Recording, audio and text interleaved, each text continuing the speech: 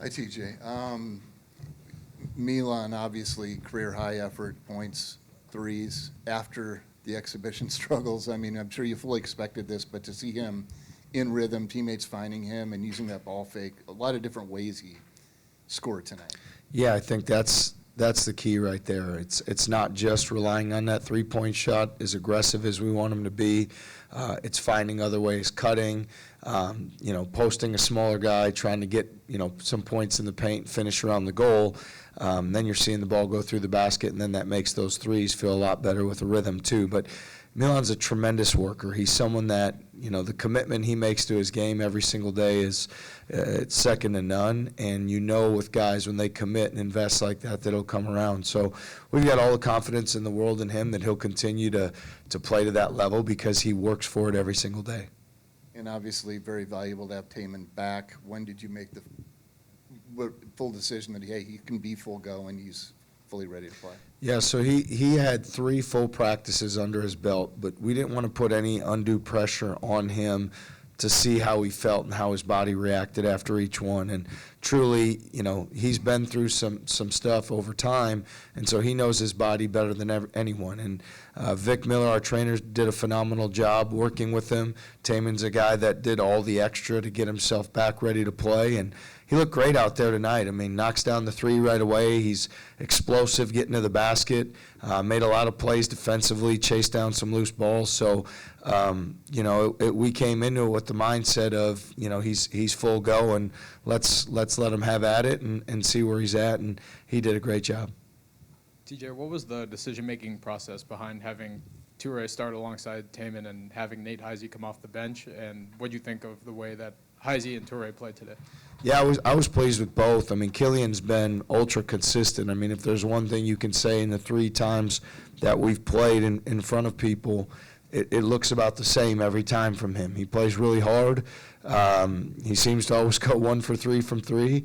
He gets loose balls. He really defends. He's aggressive. He's a winning player. I look at Nate Heisey as like a 6th starter, right? And so there was some, if Taman would have been out, we'd have started Nate. If any situation presents itself, we can start Nate. So really it's out of strength that I view it like we have 6 guys that are in contention to start, and it could be dependent on matchup or game or opponent. Tonight I just felt like getting started with Killian's on-ball defense and setting the tone defensively was going to be important, and Killian did a great job, and I thought Nate, played well off the bench as well. What would you say is the biggest difference between having Taman there and not there in the way that he's able to impact the way that your team operates and flows on the floor?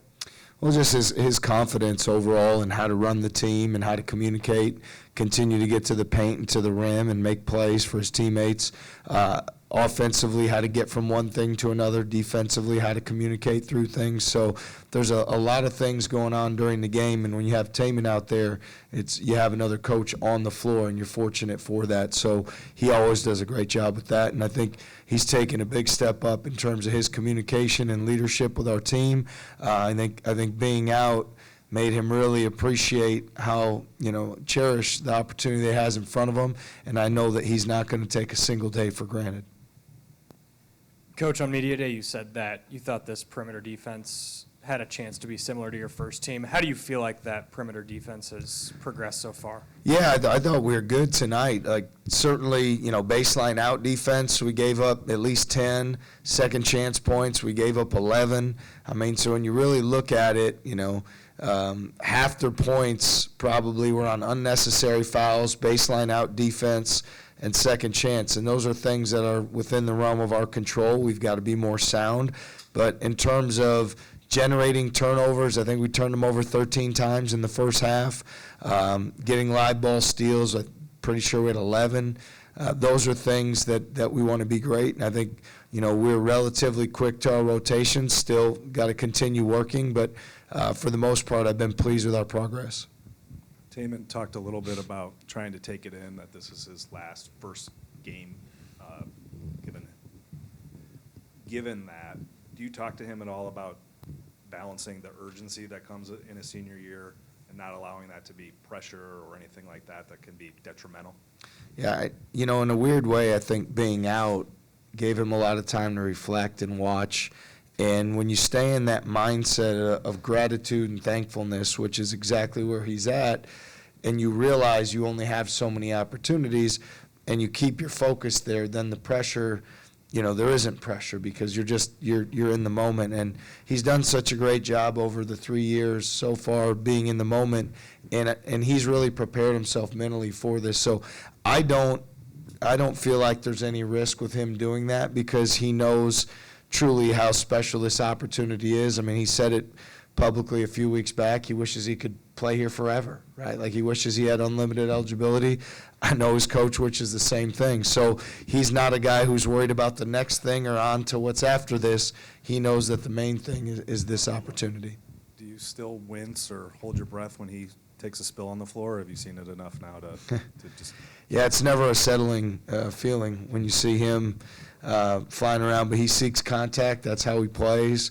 He's aggressive getting to the rim, and he makes those plays. So he's done a great job working on his flexibility, strengthening in a lot of areas, and I feel like, man, he was moving really well out there. So we've got to do a great job keeping his body in that same space because the way he looked and the way he moved and the way he felt tonight was terrific. You finally get to use Torrey and Taman defensively together alongside each other. Does it kind of double the defensive power with them playing together?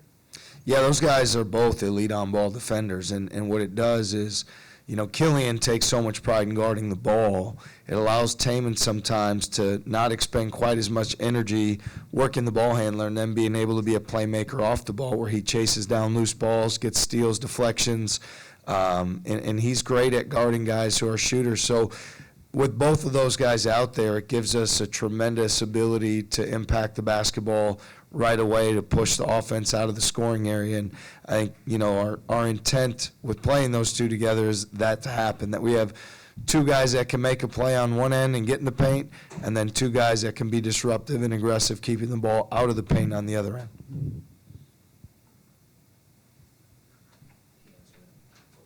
Thanks, everyone. Thank you. Thank you. Thanks. CJ. Thank you.